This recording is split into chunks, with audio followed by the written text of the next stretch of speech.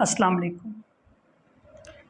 आज मैं आपसे एक बहुत ही यूनिक टॉपिक पर गुफ्तगू करने लगा हूँ और वो है कुरान मजीद के हम पर 5 हुकूक़। कुरान मजीद का पहला हक़ ये है कि हम कुरान मजीद को मानें जैसे मानने का हक़ है। हम कुरान मजीद को पढ़ें जैसे पढ़ने का हक़ है। हम कुरान मजीद को समझें जैसे समझने का हक़ है। हम कुरान मजीद पर अमल करें जैसे अमल करने का हक़ है और हम कुरान मजीद की दावत दें जैसे दावत देने का हक़ है। कुरान मजीद का पहला हक़, हम कुरान मजीद को माने जैसे मानने का हक़ है। मैं भी मानता हूँ, आप भी तस्लीम करते हैं।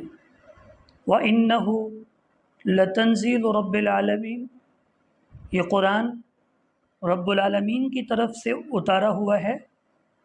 नज़ल बिहिर रूहुल अमीन, फ़रिश्तों का सरदार जिब्राईल अलैहिस्सलाम इसे लेकर उतरे हैं। अला क़ल्बिका, नबी करीम सल्लल्लाहु अलैहि वसल्लम के क़ल्ब अतहर पर उतरा है। लेकिन क्या हमारे अमल से ये महसूस होता है कि हम यकीन रखते हैं कि ये अल्लाह का कलाम है? ऐसे तो चंद आराबी नबी करीम सल्लल्लाहु अलैहि वसल्लम की खिदमत में हाज़िर हुए और कहने लगे हम ईमान लाए। अल्लाह रब्बुल इज़्ज़त ने अल्लाह के नबी सल्लल्लाहु अलैहि वसल्लम से इरशाद फरमाया, ए मेरे हबीब, इन्हें कहो तुम ईमान नहीं लाए, तुम ये कहो कि हमने इस्लाम कबूल किया है, चूँकि ईमान तुम्हारे दिलों में दाखिल नहीं हुआ। आज हमारा मामला भी कुछ ऐसा बन चुका है। हम ये समझते हैं कि कुरान मजीद पर ईमान लाने का ये मतलब है कि हम उसे लिहाफ में बंद करके कहीं महफूज करके रख लेंगे तो हम इसको मान लेंगे। मानने का ये मतलब नहीं है।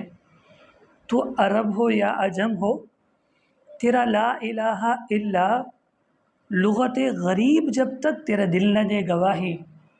और अल्लामा इकबाल का ही दूसरा शेर है, खिरद ने कह भी दिया ला इला तो क्या हासिल, दिलो निगाह मुसलमान नहीं तो कुछ भी नहीं। मानने का मतलब ये है कि कुरान मजीद के दीगर हुकूक़ पर हम अमल करें, हमारी रूटीन में कुरान मजीद शामिल हो। एक ज़माना हुआ करता था जब सुबह के वक्त जब बंदा गली में निकलता था तो कुरान मजीद की सदाएँ सुनाई देती थी। आज हमारे पास सहूलियात भी बहुत ज़्यादा हैं। हम मोबाइल में कुरान पाक इंस्टॉल कर सकते हैं। उसके बाद फिर हम अपने अमल से ये सबूत दे सकते हैं कि हम कुरान मजीद को मानते हैं जैसे मानने का हक़ है। अल्लाह ताला समझने की तौफ़ीक़ अता फ़रमाएँ।